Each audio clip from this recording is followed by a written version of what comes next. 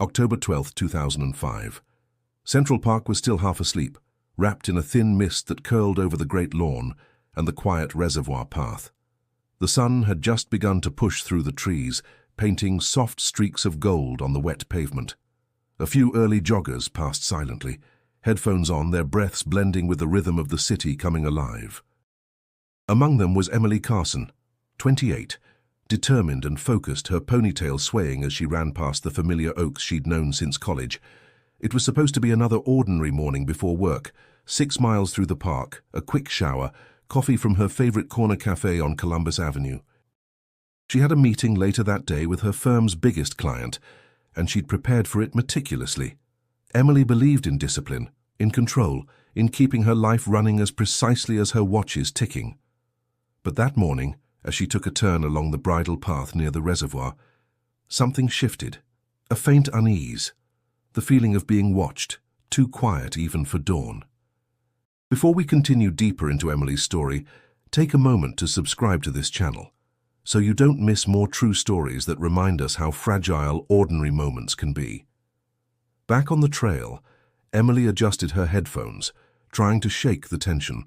A police siren echoed faintly somewhere beyond the park, then faded.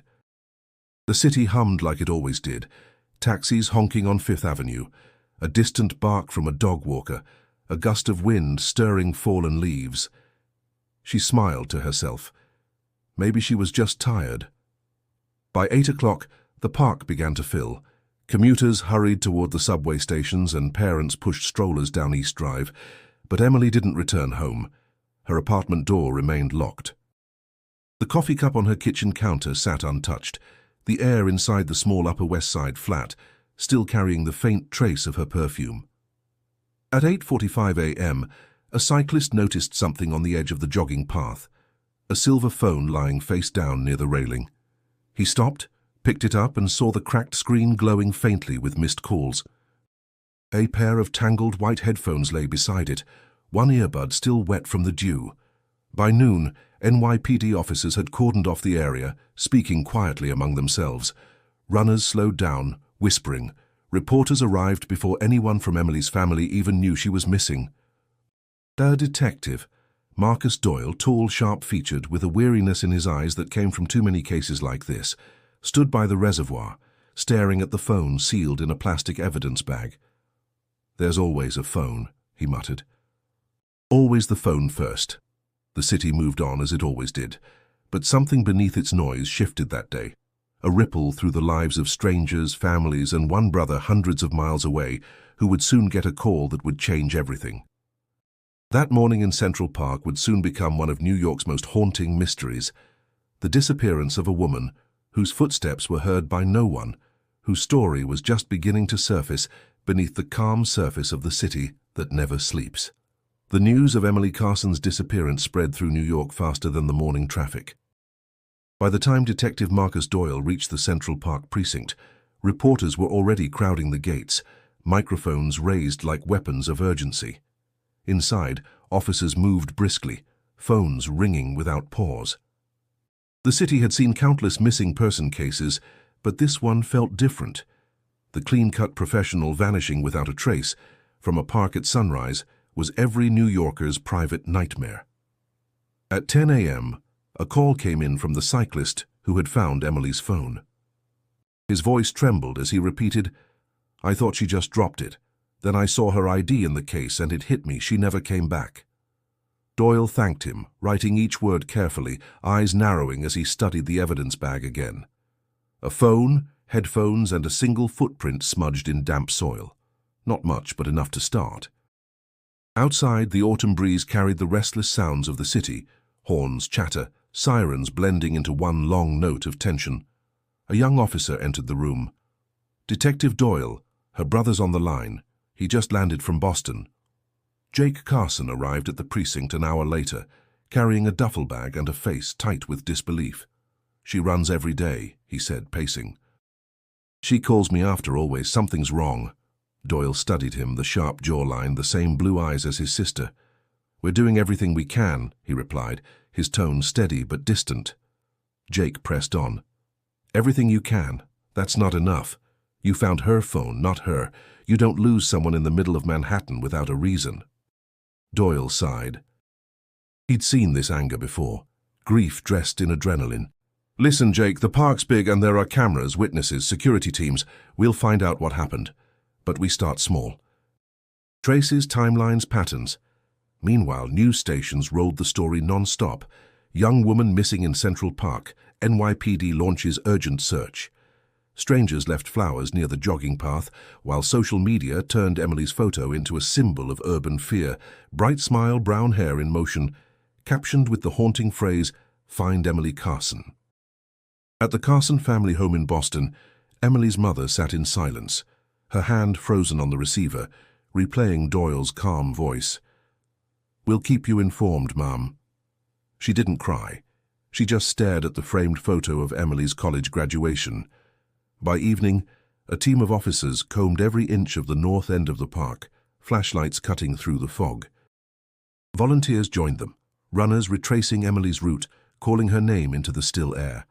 Doyle walked among them, scanning the trees, the pathways, the shadows. Something about the case pulled at him, a strange familiarity, a gut instinct, whispering that this wasn't random. As the night settled, Jake stood by the reservoir fence, his breath visible in the cold. "She's out there somewhere," he said quietly. Doyle didn't answer. He just looked out over the water where the city lights reflected like broken glass and felt the weight of another story beginning to close around him, a story that would not let him rest until he found the truth. The first 72 hours defined everything. That was Doyle's rule, and his curse. The park search had ended with nothing but footprints, cigarette butts, and unanswered questions. By Tuesday morning, the NYPD task force gathered in the precinct's windowless conference room, caffeine and tension heavy in the air. Doyle stood at the head of the table, scanning maps and time logs spread before him. "She entered at 6:02 a.m., he said, tapping the surveillance timeline. Cameras caught her on the West Drive entrance, then again near the reservoir at 6:19. After that, nothing. A rookie officer pointed to a grainy frame on the screen. "That's her?" Doyle nodded.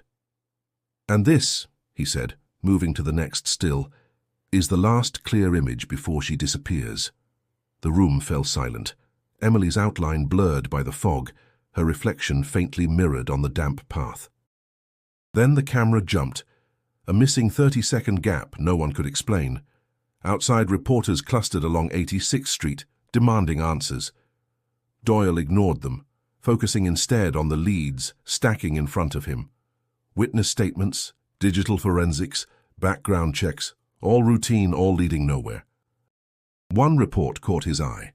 A jogger claimed she'd seen a man near the reservoir that morning, watching runners without moving. Another mentioned a dark figure leaving the bridle path carrying something that could have been a jacket, or something worse. Jake refused to sit idle. He showed up at the precinct again, restless, demanding updates. "You're not telling me everything," he said. Doyle met his stare, calm but firm. "You want to help? Then listen. We follow procedure, not instincts." Jake shook his head. "You've never met my sister. She didn't just vanish. Someone took her." Later that day, Doyle walked the same route Emily had run. The park felt different now. The laughter of kids near the playground seemed distant, the rustle of leaves louder than it should be. He stopped by the spot where the phone had been found, crouching low. The earth was still disturbed, a faint indentation near the fence. He touched the soil and whispered to himself, "Where did you go, Emily?" Back at headquarters, the forensics team presented the first physical results. Partial fingerprints on the phone, a trace of sweat on the headphone wire, and, buried in the report, a possible DNA match to an unidentified male found on a discarded water bottle nearby. Doyle straightened, pulse quickening. "Run it through CODIS," he ordered. "Let's see who we're dealing with." By nightfall, Jake began retracing his sister's jogging route alone, flashlight in hand. He stopped at the reservoir, staring at the rippling water, whispering her name like a prayer. Somewhere behind him, a dog barked, followed by a rustle in the trees. He turned sharply, but the path was empty. Back at the precinct, Doyle's computer chimed. The lab report had arrived. He opened it, reading the final line twice. DNA profile inconclusive, low trace quantity. His jaw tightened. Another dead end. He leaned back, exhaustion creeping in, and muttered, "She's out there. I can feel it." And as the city lights burned outside, so did the quiet resolve in his eyes, a man unwilling to let this case fade into silence. By the end of the week, the investigation had its first suspect in a homeless man named Raymond Cole, known to sleep near the park's west entrance. Someone claimed to have seen him that morning, pacing along the jogging path, mumbling to himself. It wasn't much, but the pressure was building. The media wanted a headline, the department wanted a result, and Doyle needed answers. Raymond was brought in, disheveled, reeking of damp clothes and stale cigarettes. He sat across from Doyle in the small interrogation room, eyes flicking nervously between the detective and the recorder's red light. Doyle studied him. The man's trembling hands, the uneven breathing, the fear that seemed more about the room than the accusation. "You were near the reservoir on Monday morning," Doyle began evenly. "People saw you there." Raymond rubbed his face, muttering, "I walk there every day. The benches are warm when the sun hits them. That's not a crime." "No one said it was," Doyle replied. "But a woman disappeared. You saw something. Maybe someone." Raymond's brow furrowed. "I saw joggers. People running like they're being chased by time. I don't look at faces anymore." "They don't look at me either." His words hung in the stale air, half poetry, half defense. Hours passed. Questions turned in circles, and still nothing pointed to him. His fingerprints didn't match any found at the scene. No DNA, no physical link. Just a man in the wrong place at the wrong time, living a life invisible until now. Outside the room, the captain paced, frustration simmering. "The press wants blood," he said. "They're saying we've got our guy. Let's close this one fast." Doyle's jaw tightened. "He's not it," he said quietly. "He's scared, not guilty. You can't feel your way through this, Marcus. Evidence or nothing." But Doyle had seen this pattern before, the city's hunger for closure consuming the truth. He stepped outside the precinct for air, the cold biting at his face. On the sidewalk, cameras flashed, reporters shouting questions. He ignored them and kept walking until the noise faded behind him. That night, Jake watched the evening news from his sister's apartment. Raymond's face filled the screen, his mugshot framed under bold letters. "Possible suspect in Carson case." Jake's fists clenched. "They don't even know if he did anything," he muttered, anger rising. His mother called, voice trembling. "Is it him? Did they find her?" "No, Mom. They found someone to blame." He hung up, pacing the small living room, staring at Emily's running shoes by the door. The world kept moving, but she was still gone. Meanwhile, Doyle sat alone at his desk, the hum of the city drifting through the window. He opened Emily's case file again, flipping through each photograph, each line of evidence, searching for what everyone else had missed. He paused on her face, calm, confident, alive, and felt that same pull in his chest. Something deeper, something unsolved. He closed the file slowly. "It's not him," he whispered. "And if it's not him, then who?" The question lingered in the silence, sharper than any headline, echoing in a city that had already decided what it wanted to believe. Autumn deepened across New York, and Central Park turned to copper and gold. Weeks had passed since Emily vanished, and public interest began to fade. Posters peeled from lampposts. The news cycle moved on, and yet Doyle refused to let go. Each night he sat beneath the flickering fluorescent light of his office, replaying every report, every witness statement, every piece of useless data that never quite added up. One afternoon, a knock interrupted his routine. Park Ranger Helen Marlowe, a veteran with 30 years of service, stood in the doorway, her weathered hands holding a small notepad. "Detective Doyle?" she asked. "I think I saw something you should know." Doyle gestured for her to sit. Helen spoke slowly, eyes fixed on the floor. "A few days before the girl went missing, I noticed an SUV parked by the North Drive entrance. Black-tinted windows, no permit. Didn't think much of it until now. It was there again the morning she disappeared." Doyle leaned forward. You remember the plate? Partial, 6VY, something. Corporate tag, not private. That was enough to stir his instincts. He thanked her, writing it down carefully. You might have just given this case its first real heartbeat. Back at the precinct, Doyle handed the note to his tech officer. Hours later, the results came through. The partial plate traced back to a vehicle leased by a Midtown Manhattan corporation, Larkin and Cumberland Marketing Solutions. Doyle frowned. Emily had worked there. He walked straight into his captain's office. The car ties to her employer, he said firmly. I want to look into it. The captain exhaled. You're walking into corporate turf, Doyle. Lawyers, NDAs, bad press. This case already made us look reckless with that homeless guy. Don't stir up another storm. Doyle's voice hardened. A woman's missing, I don't care who signs the paychecks. But permission didn't come. Instead, the captain quietly reassigned half the task force to new cases. The message was clear. Back off. That night, Doyle found Jake waiting outside the precinct, sitting on the hood of his car, wrapped in a worn jacket. You're not done, are you? Jake asked. Doyle hesitated, then shook his head. Not even close. Jake handed him a printed company photo, Emily smiling with her co-workers at a holiday event. She told me her boss was too friendly. That's what she said. Too friendly. Doyle studied the image. In the back row stood a man with perfect posture and an easy grin, David Larkin, CEO of the firm. His hand rested lightly on Emily's shoulder. Doyle's gut tightened. Jake looked up. I think someone from her job could have... I think, Doyle interrupted softly, the answers don't live in that park anymore. For a moment, neither spoke. The city hummed around them, indifferent and eternal. Doyle tucked the photo into his coat, his mind already turning. The park had been a dead end, but this felt alive. Still, a warning echoed in his head. When you dig into power, it digs back. The next morning, Manhattan shimmered beneath thin clouds, glass towers glinting like they had nothing to hide. Doyle walked into the polished lobby of Larkin & Co., his badge tucked in his coat. The place smelled of money and citrus cleaner, every inch too perfect. Receptionists smiled on cue. Employees whispered as he passed. He'd seen this kind of quiet before, the sound of people protecting something. At the elevator, a young assistant approached. Detective Doyle. Mr. Larkin will see you now. On the top floor, David Larkin waited behind a desk larger than most kitchens. Early 40s, tailored suit, easy charm that felt rehearsed.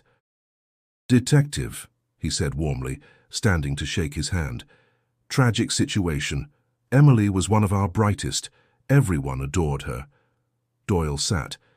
She worked here for 4 years. Did she have any conflicts with anyone? Larkin's smile tightened. Conflicts? No, she was disciplined. Maybe too much. You know how ambitious people can be. Burn themselves out chasing the next thing. She ever talk about leaving? Doyle asked. A flicker, just long enough to notice. She mentioned a few offers, sure. That's New York. Doyle leaned back, pretending to be casual. We found an SUV leased under your company's name near the park on the day she disappeared. Any idea who was using it? Larkin's hand froze over his coffee. Then he laughed lightly. Detective, we have dozens of cars, clients, staff, deliveries. You'd need a subpoena to get the full list. I already filed for one, Doyle said. The air chilled. Larkin's eyes hardened for the first time. Then I guess you'll find what you're looking for. Just remember, stories can ruin lives before the truth catches up. Back downstairs, Doyle met HR Director Karen Shu, who looked exhausted before he'd even asked a question. Emily was respected, she said quietly, but lately she seemed distracted, nervous. Nervous about what? Karen hesitated, glancing toward the office door. She was preparing to send something to the board. A report, maybe. I never saw it. She deleted everything before she disappeared. Doyle frowned. Deleted? She wiped her work drive clean 2 days before she went missing. ET flagged it, but we thought it was a system error. That night, Doyle drove to Emily's apartment. Jake opened the door, dark circles under his eyes. Find anything? Maybe. Doyle said, placing a small USB drive on the table. Your sister's home computer. Our tech found a draft email in the system backup. It wasn't sent, but the subject line reads, "What you did." Jake's voice cracked. What does that mean? I don't know yet, Doyle said, but it wasn't about running. He stood by the window watching the city lights pulse like nerves beneath the fog. Somewhere inside those towers, someone knew the truth. He could feel it, hidden behind smiles, contracts, and polished marble. He turned to Jake. We're not chasing shadows anymore. We're stepping into someone's light. By early November, New York had already turned cold, the kind of sharp chill that made even the noise of the streets feel distant.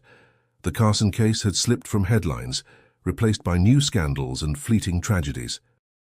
Emily's face, once everywhere, was now fading from posters and timelines. The silence of the city weighed heavier than the sound of its grief. Detective Doyle sat at his desk, flipping through the same stack of reports for what felt like the 100th time. The words blurred together, missing, unknown, inconclusive. His captain had stopped asking for updates. Funding for the task force was quietly being redirected. The message was clear. Close it, move on. But Doyle couldn't. Every time he saw Emily's photo, he remembered her mother's voice on the phone, trembling between hope and exhaustion. Jake, meanwhile, refused to stop. He stayed in his sister's apartment, surrounded by her scent, her notebooks, her half-read novels. The walls had become both comfort and torment. Late one night he sat at her desk, staring at the computer Doyle had recovered. He opened her calendar, meetings, project deadlines, workout logs, and then a note, lunch with DL, October 7th. He whispered the initials aloud. DL, David Larkin. The next day, Jake visited Larkin & Co.'s, pretending to be picking up Emily's belongings. The receptionist, unaware of who he was, handed him a sealed box. Inside, among ordinary items, he found a torn page from Emily's notebook, jagged at the edges, with a single word written across the center. Larkin. That night, he called Doyle. She wrote his name, it's right here. Doyle paused. Where did you get that? Her office. They boxed her stuff like she was dead already. Jake, listen to me. Don't do anything stupid. You can't confront him. I'm not waiting around while you file more reports, Jake snapped. He knows something. I can feel it. Doyle closed his eyes. The sound of Jake's voice, raw, angry, desperate, reminded him of himself years ago, when he'd lost someone he couldn't save. So you want justice? He said quietly. Then let me help you get it the right way. Jake didn't answer. The line went silent, then disconnected. Outside, the city pulsed with apathy. Neon lights flickered over puddles, and in the park, the cold wind carried whispers of unsolved stories. Doyle stared out his window, thinking of the dark SUV, the missing records, the unsent email.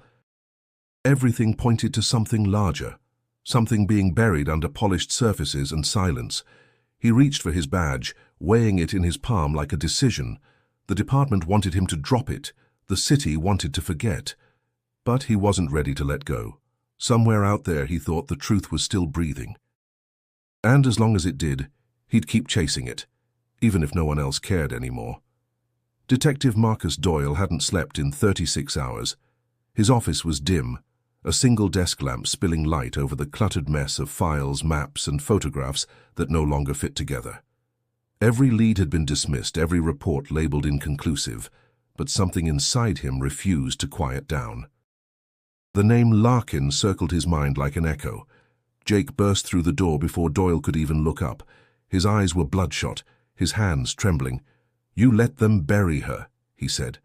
Jake, no, Jake cut in, voice breaking. The city's done talking about Emily. The cops are moving on. You're just sitting here waiting for permission to care. Doyle stood, the weight of guilt pressing against his chest. You think I don't care? I've been chasing ghosts for 20 years, watching cases die because truth costs too much. Then why aren't you fighting? Jake shouted. Doyle's silence was the answer. The captain's orders, the politics, the pressure, he'd let them cage him. But seeing Jake now, raw and furious, stripped that away. You're right, he said quietly. We're not done. Not yet. They drove to the old NYPD archive, tucked under a bridge near the East River, a forgotten place where dead cases went to sleep. Doyle used an old ID to slip inside. Dust hung in the air, the hum of fluorescent lights low and tired. Together they dug through boxes labeled Carson Emily, 2005. Most of it was procedural junk. But buried deep, Doyle found something. A DVD labeled Central Park Footage, 10/12/05. The video was grainy, the timestamp flickering. Emily ran past the reservoir, her figure small, fading into the fog. Then, barely visible, a dark shape appeared at the edge of the frame, a black SUV pulling onto the service road. Doyle paused the video, his heart pounding. Jake leaned closer. "That's the same kind of car the ranger mentioned, isn't it?" Doyle nodded. "And look here." He zoomed in on a faint reflection on the vehicle's door. Two figures inside, one in uniform.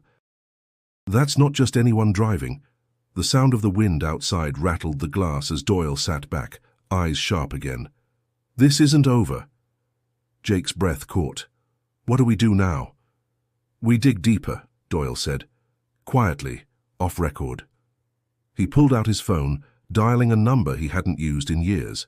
When a weary voice answered, Doyle said, "I need access to sealed data from a 2005 cold case."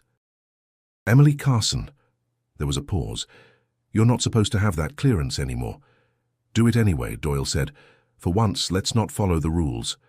He hung up, staring at the frozen image of the SUV. The glow from the screen reflected in his eyes. A man finally waking from the comfort of procedure. For the first time in months, he felt something he hadn't dared to. Hope. Faint, fragile, but alive. Doyle's phone rang just as he hung up from his contact at the NYPD archives. He knew that tone. It was the sound of a breaking lead. He picked up quickly, already moving toward the door. "Doyle," said a voice on the other end, sharp and urgent. It was Tom from Forensics. "You're going to want to hear this." Doyle's pulse quickened. "What is it?" "We reran the DNA samples from the water bottle you found in the park," Tom said. "There's something new." Doyle held the phone tighter, his heart thumping in his chest. "Go ahead." The sample came back with a partial match. Not to your suspect, but to someone you know, to Ryan Keller. Former NYPD officer, went off the grid in 2006. Doyle's stomach twisted. Ryan Keller. He hadn't heard that name in years. Keller had been his partner, young, eager, but reckless. He'd left the force under mysterious circumstances after a questionable shooting, the kind of case that never fully made it to trial. Doyle had always suspected there was more to the story than the department had let on, but Keller had vanished without a trace. "Are you sure?" Doyle asked, struggling to keep his voice even. "Positive," Tom replied. "His DNA matches the sample from the bottle. It's not a huge match, but it's enough to confirm he was there. He's tied to the park the same day Emily went missing." Doyle's mind raced. Keller's sudden appearance was more than coincidence. He had to be involved in some way, but why? And how? Doyle needed to know what Keller was doing in Central Park that morning, what connection he had to Emily. "I need everything on him," Doyle said, his voice firm. "Background, financials, anything you can get. Now." The call ended, and Doyle's thoughts were already spinning. Keller was part of this, no question, but how deep did the rabbit hole go? He stood at the window for a moment, looking out over the city. It had been months since Emily had disappeared, and yet he felt like he was just getting started. The investigation had turned into a maze. The further he went, the more tangled it became. "Come on," Doyle muttered to himself, grabbing his coat. "Let's finish this." The sound of his boots echoed in the empty hallway as he stepped out of his office. His mind was set. Ryan Keller's involvement meant more than just a casual connection. It meant he was the key, the piece that could finally unravel the mystery of what happened to Emily Carson. Doyle took a deep breath. The next step was crucial, and this time there was no turning back. The silence in the precinct was oppressive, as Doyle sat at his desk, waiting for the final piece of the puzzle to fall into place. The phone call had come in late the previous night, the full background on Ryan Keller, ex-NYPD, discharged after a questionable shooting incident that was never fully investigated. with a file that was now almost impossible to access. He'd been working private security for years since his departure from the force, most recently contracted by high-end clients in the financial district.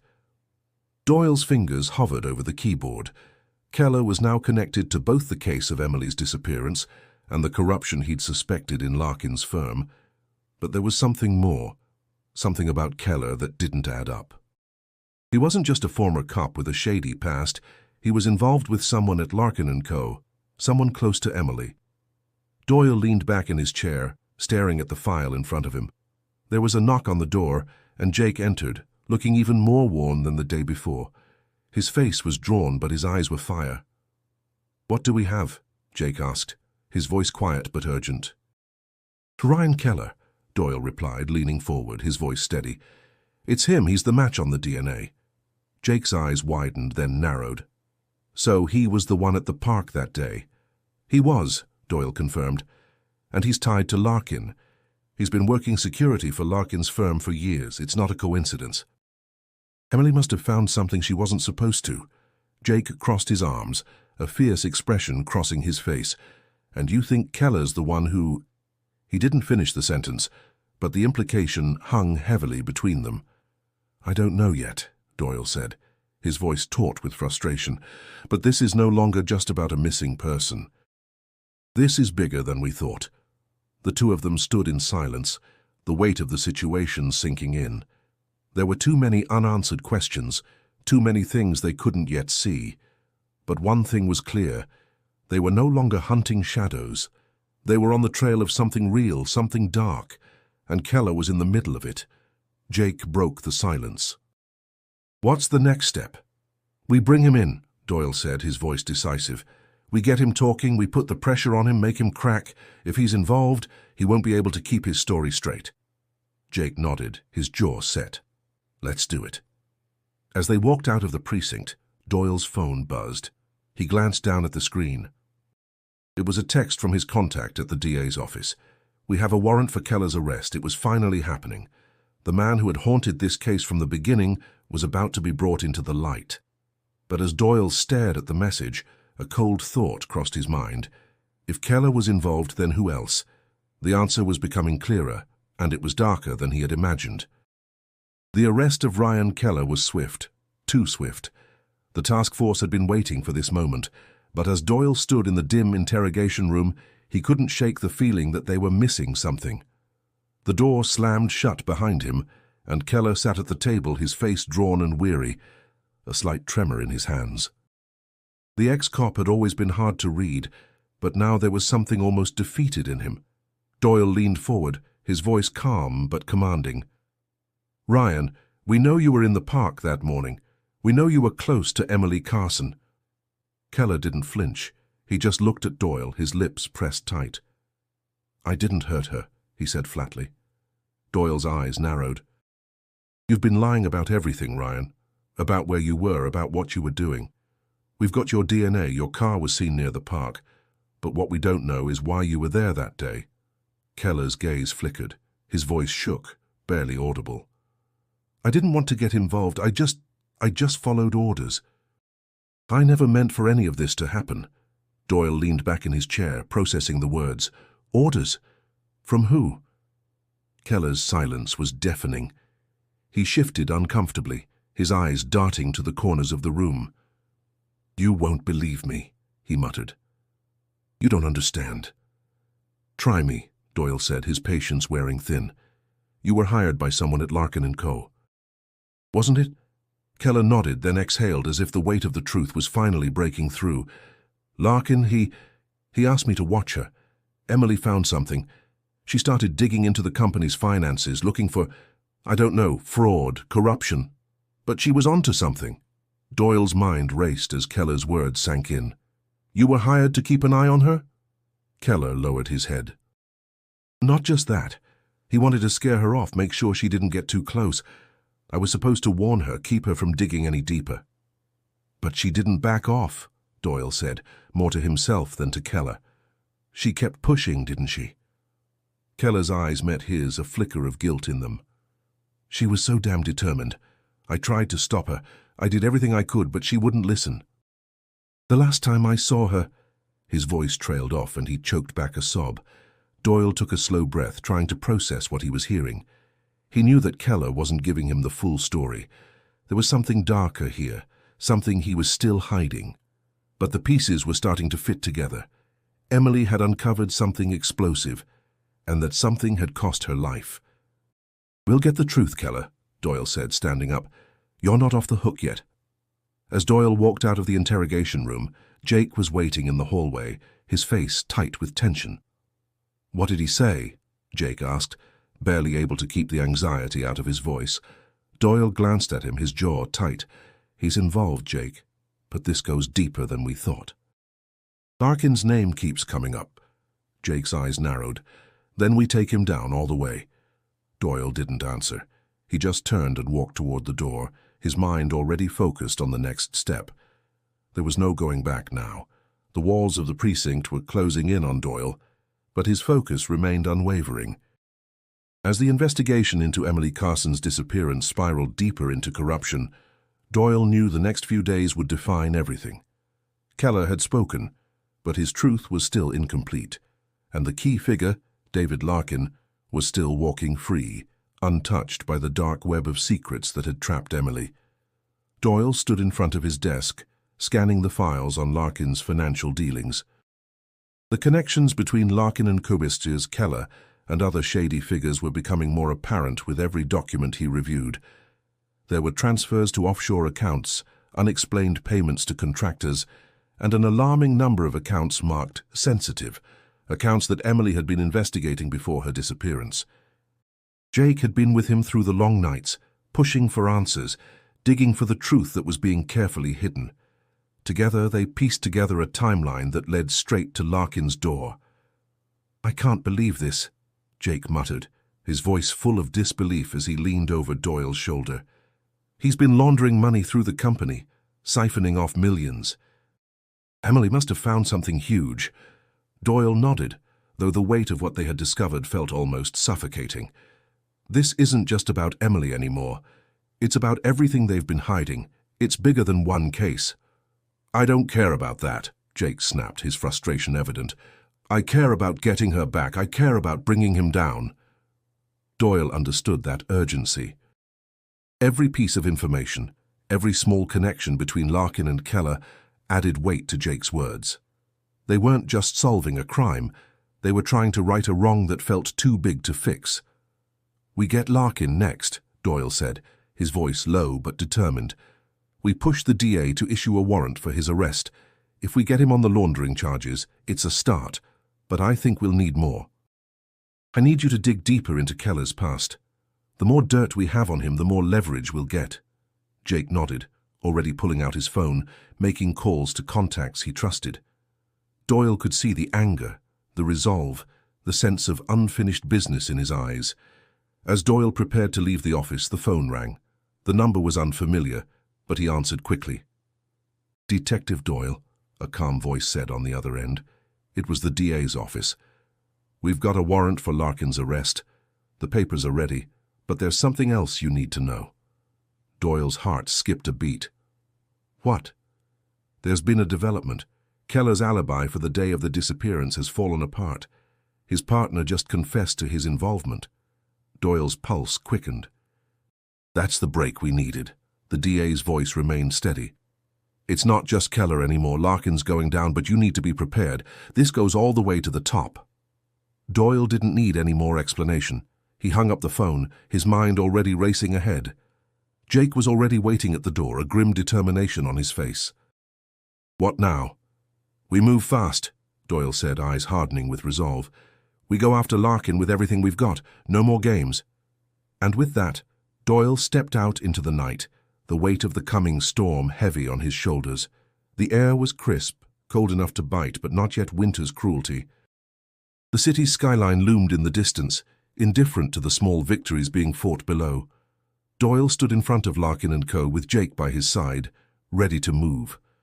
The warrant was signed, the evidence was in place, and the time had come to bring down David Larkin. Doyle checked his watch, then glanced at Jake. "You sure you're ready for this?" he asked, his voice low. Jake's eyes were hard, filled with determination. I've been ready since day one. They made their way inside, past the sleek reception desk and the polished marble floors. Larkin's office was on the top floor, the view overlooking the entire city. It screamed power, but it didn't have the same gleam now. The walls that once represented control now felt like a cage, and Doyle could almost hear the walls closing in. The elevator doors opened. The hush of the building's interior surrounded them. As they approached Larkin's office, Doyle felt his heart steady. This wasn't about revenge, this was about justice. The door swung open, and David Larkin looked up from behind his desk, his usual smirk gone, replaced by something darker, a predator caught off guard. "Detective Doyle, Jake," he greeted, his voice dripping with fake civility. "I didn't expect you today."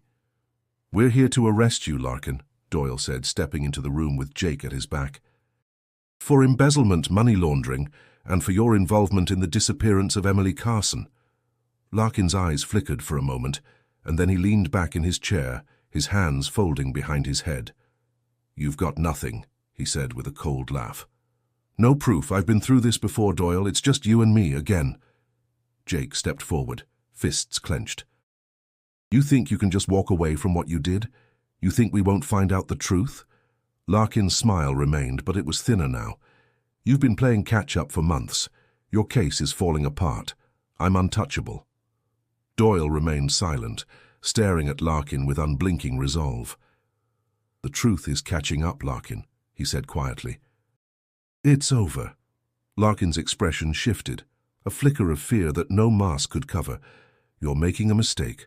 I can make it all go away," he said, standing slowly. Doyle's hand went to his side, signaling for the officers who had followed them into the room to step forward. Not this time. Larkin's defiance crumbled as the officers moved in, handcuffing him. "You don't know what you're doing," he spat. "You think this is about Emily? It's bigger than that. You have no idea what you've just started." As Larkin was escorted out of the building, the tension that had hung in the air for so long started to release. But Doyle didn't feel relief. He didn't feel anything yet. The case was far from over. They had one piece of the puzzle, but the true scope of what had been done and who was involved was still unclear. Jake stood beside Doyle, his voice steady. "He's not walking out of this, right?" Doyle didn't answer immediately. He just looked at Larkin's retreating figure, the weight of everything yet to come settling on him. "No," he said finally, his voice hard. "He's not walking out of anything. Not ever again." Days after David Larkin's arrest, the city began to stir. News vans crowded outside the courthouse, cameras flashing as reporters swarmed around. Larkin had been in custody for only a few days, but his empire was already crumbling. His name was no longer synonymous with power. Now it was linked to corruption, lies, and the disappearance of Emily Carson. Doyle sat in the back of the courtroom, watching Larkin sit at the defendant's table, his once immaculate suit now wrinkled, his posture slouched. The courtroom was packed, the tension thick in the air. Larkin's defense attorney, a slick-haired man who looked more like a businessman than a lawyer, was trying his best to maintain an air of confidence, but even he seemed to know this case was slipping through his fingers. Jake was sitting beside Doyle, his face a mask of determination.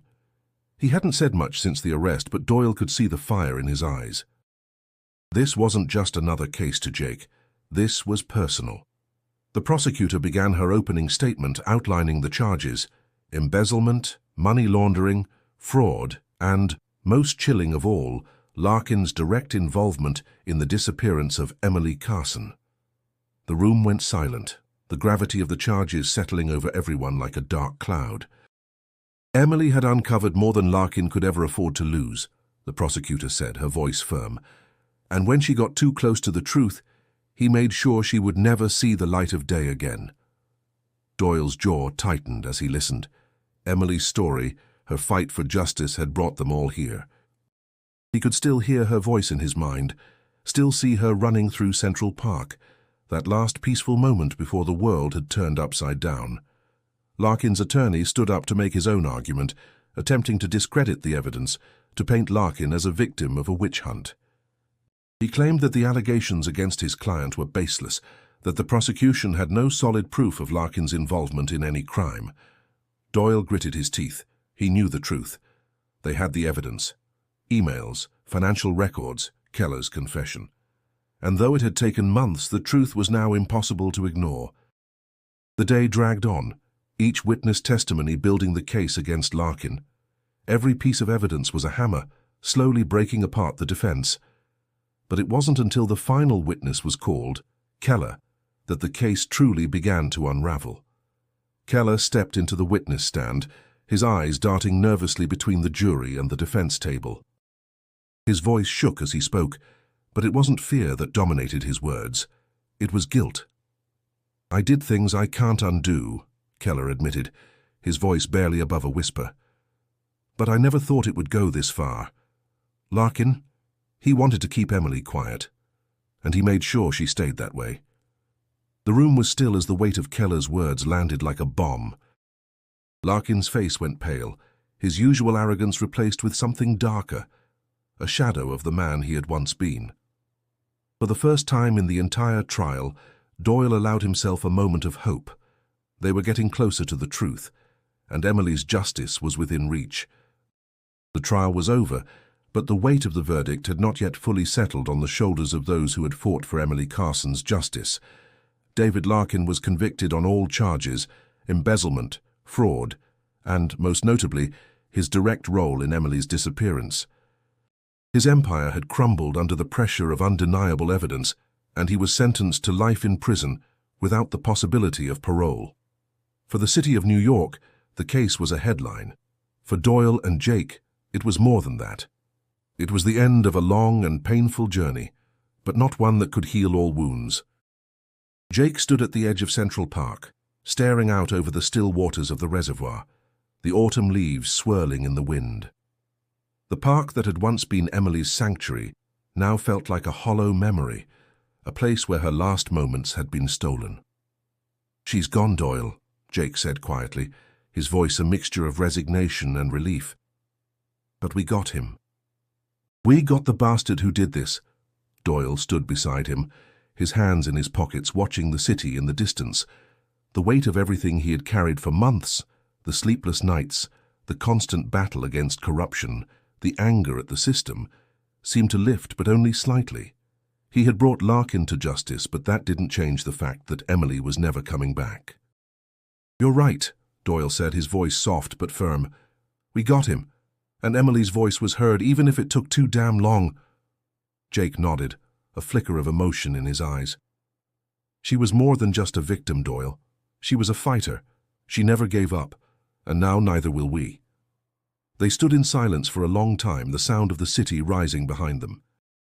The case had been a victory, but it felt incomplete. Emily's story was now part of the city's dark history, but it wasn't the only story out there. There would always be more people who needed justice, more mysteries that had yet to be uncovered. "Do you ever think we'll get used to this?" Jake asked, his voice distant, lost in thought. Doyle shook his head slowly. "No. You don't get used to it. You just keep going. You don't stop even when it feels like it's never enough." Jake glanced over at him, his expression hardened with resolve. "Then we keep going. For her. For everyone else." Doyle felt a small weight lift from his chest. It wasn't peace, not really, but it was something. Justice had been served, but the journey never ended. The case of Emily Carson had been solved, but it would always stay with them. The lessons, the pain, the fight for what was right, they would carry it forward. And when the next case came, they would be ready. For now, all they could do was walk away, knowing they had done what they could. But the memory of Emily, her determination, her courage, that would never fade.